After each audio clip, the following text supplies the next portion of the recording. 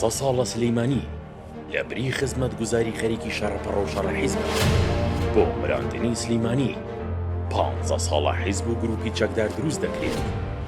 زیندووبوونی سلەیمانی بەردەوام بۆ دژایەتی خۆی بەکارهێنراوەتەوە. سەدان میدیا و دەیان حیزب لە شوێنی دیکەڕێیان لێژیرا، بەڵام لە سلەیمانی کاریان کرد. زۆرێکیش لەوانەی لە سلەیمانی پێگەیشتن نەمەک بە حەرام دەرچوو.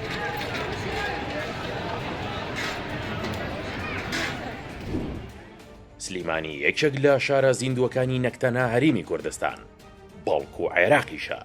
ئەم شارە بۆ وەرگرتنی فکری نوێ، شۆڕش و سەرهەڵدان و زانست بەردەوام پێشەنگ بووە، بەڵام هەر ئەمەش لەلایەن نێرەکانیەوە دژی شارەکە خۆی بەکارهێنراوە.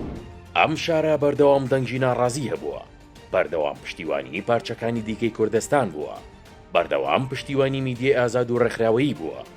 بەگەڕانەوە بۆ 15 ساڵی ڕابردوو دەبینیت زۆرینەی میدیاکان لە سلەیمانیەوە دروست بوون، ئەگەر لە سلەیمانیش نەبووبن، بەڵام پێگەی هێزی مرۆیی و فکریان لە سلەیمانی وەرگرتووە.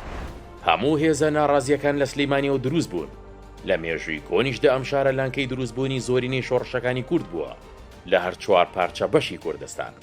ئەم شارە زیندووە 15 ساڵە هەندێک لایەن دەیانەوێت هەموو ئاڵۆزێکی تێدا کۆبکەنەوە، دەیانەوێت دەستی چەور و چەپەڵی خۆیان بەم شارە پاک بکەنەوە. لە دابەشکاری پرۆژە و خزمەتگوزاریەکان زۆڵمی لێ دەکەن، بەڵام ئەم شارە هەر بە زیندووی ماوەتەوە. پێچەوانەی شارەکانی دیکە کە ڕێگە نادرێت هیچ لایەنێک بە ئازادی کار بکات، بەڵام سلەیمانی دەرگاکراوە بووە. ئەم دەرگاکراوەیی سلەیمانی بۆ ئازادی بیر و ڕاو سیاست کراوەتە هۆکار بۆ ئەوەی بکرێتە سەرچاوەی شەڕەپەڕۆ و ململانی نادروست. بەردەوامیش لە دەرەوەی ئەم شارە کار بۆ ئەوە کراوە ئەمنیەتی شار بشێوێندرێت.